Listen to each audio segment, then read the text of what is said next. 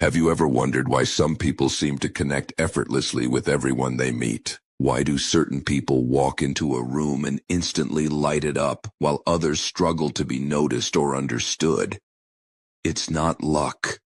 It's not magic. It's a skill, and Dale Carnegie mastered it almost a century ago. His book, How to Win Friends and Influence People, has transformed millions of lives around the world, not by teaching manipulation, but by revealing the timeless truth about human nature. People don't care how much you know until they know how much you care. So today, let's dive deep into this life-changing masterpiece and uncover the principles that can make you more likable, more respected, and more influential, not by changing others, but by transforming how you treat them. The first and perhaps most powerful truth Dale Carnegie teaches is this: criticism never works. When you criticize, condemn, or complain, you make people defensive. They don't change, they resist. Carnegie wrote, "Any fool can criticize, condemn, and complain, but it takes character and self-control to be understanding and forgiving." Think about it. When was the last time someone yelled at you and you said, "Wow, you're right, I'll change right now"? Never, because we humans are emotional beings. We crave appreciation, not judgment.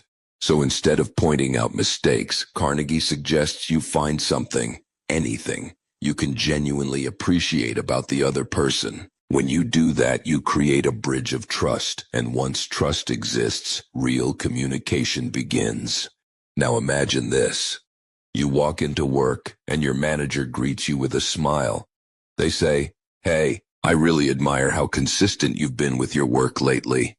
Wouldn't that instantly lift your mood? Wouldn't you want to give your best that day? That's exactly how human psychology works. People thrive on recognition and encouragement. If you want others to listen to you, if you want influence, start by seeing the good in them. Make them feel valued.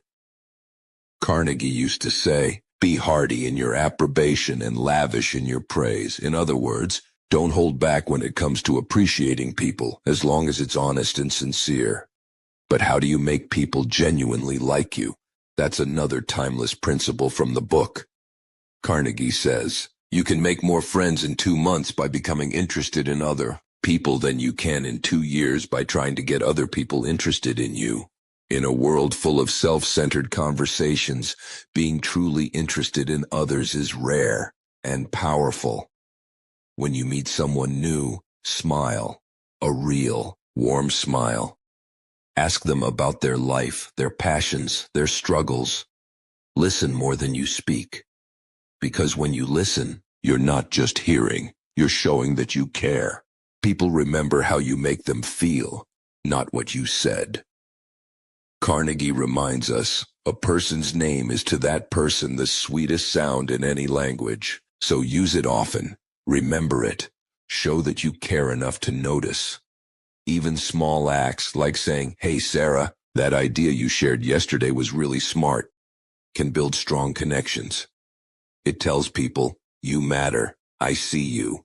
And when it comes to disagreements, oh, this is where the real wisdom begins. Have you ever tried to win an argument and realized you've lost a friend instead? Carnegie said, the only way to get the best of an argument is to avoid it.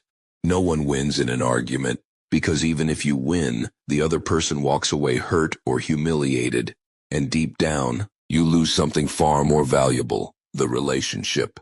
So the next time you feel like proving a point, pause, take a breath, try to see things from their side.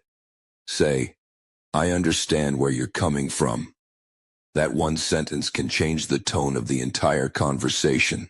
Carnegie believed that when you respect someone's opinion, even if you disagree, you open the door for dialogue instead of conflict. And when you make people feel heard, they become more open to hearing you.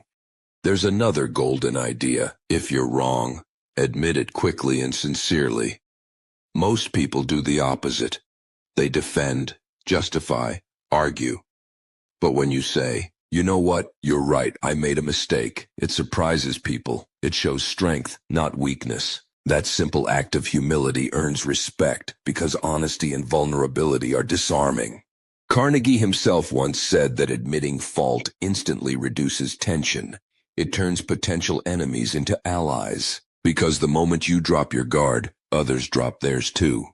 Now, let's talk about leadership, not the kind that comes from a title or authority, but the kind that comes from respect and inspiration. Dale Carnegie believed that great leaders don't force people to follow. They make people want to follow. How? By focusing on others, not themselves.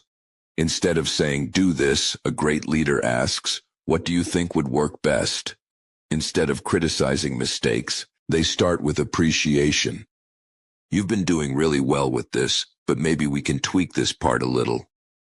When you do that, people don't feel attacked. They feel guided. You're helping them improve without hurting their pride. Carnegie said, "A person's name and dignity are sacred. Guard it as you would your own."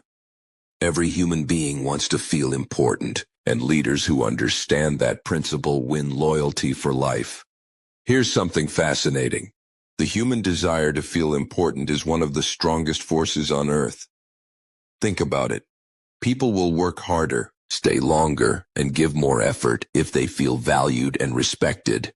So if you truly want to influence people, make them feel significant, give honest appreciation, encourage them when they stumble, celebrate even small wins.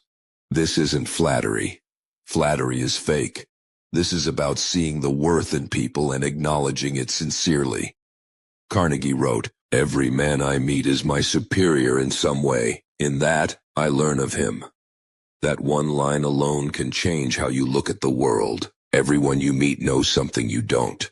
So approach every person with humility and curiosity. Imagine if more of us lived this way. Instead of trying to win every conversation, we'd try to understand one another. Instead of judging, we'd empathize. Instead of trying to impress, we'd connect. That's what Dale Carnegie wanted. A world where influence isn't about control, but about compassion. Because in the end, you don't win friends by power, you win them with kindness. And you don't influence people by dominating them, you influence them by inspiring them. So let's pause and reflect. What would your life look like if you started applying just a few of these principles every day? If you stopped complaining and started appreciating, if you smiled more often, if you really listened to people instead of waiting for your turn to speak, if you looked for the good in others, even when it's hard to see, that's how relationships deepen. That's how careers grow. That's how leaders are made. Dale Carnegie's message is simple. To change your world, start by changing how you treat people. The people who succeed the most aren't always the smartest or richest. They're the ones who make others feel seen, heard, and respected. That's the timeless secret of influence, and it will never go out of style. So next time you talk to someone, your friend, your partner, your boss, or even a stranger, remember this. You have the power to make their day better or worse just by the way you make them feel. Choose kindness. Choose empathy. Choose connection. Because as Dale Carnegie taught us, the way you treat people defines who you truly are. If this message inspired you today, don't forget to like, share, and subscribe to BookVibe for more timeless wisdom, more life-changing books, and more stories that help you grow. Thank you for watching. Until next time, stay kind, stay curious, and keep influencing with heart.